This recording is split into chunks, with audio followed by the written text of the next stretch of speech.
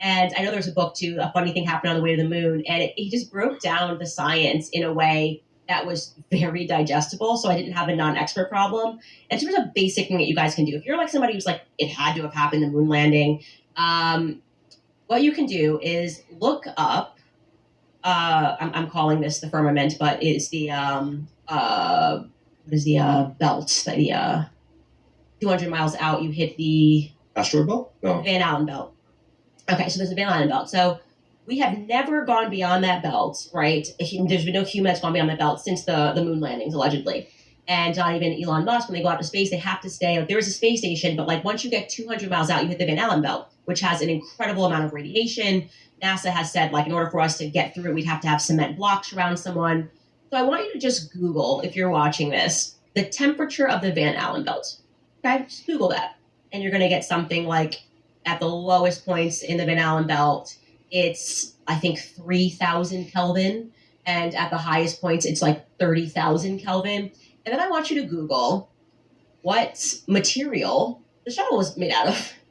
And then I want you to Google at what temperature that would burn. That would just burn. And you're just going to laugh out loud. You go, this literally doesn't make sense that an aluminum alloy could have gone through the Van Allen belt for an hour and a half or 59 minutes. It just couldn't have happened. Literally can't happen. There's no explanation for it. They just don't even talk about it. They don't like talking about the Van Allen belt because that part makes entirely no sense.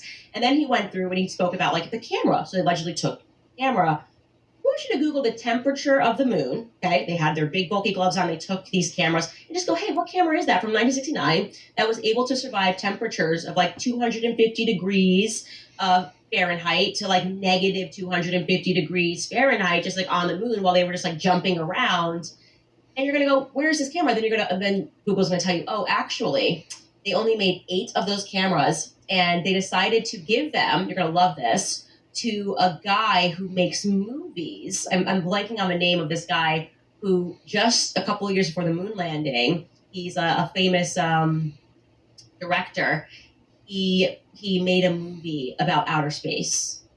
What's it? Kubrick, Stanley Kubrick. Oh, he has them? A movie director. He got them. So we can't look at those. That technology's been lost. Stanley Kubrick, though, used it when he shot the movie 2 years prior. It's like he obviously shot this like fake set moon landing.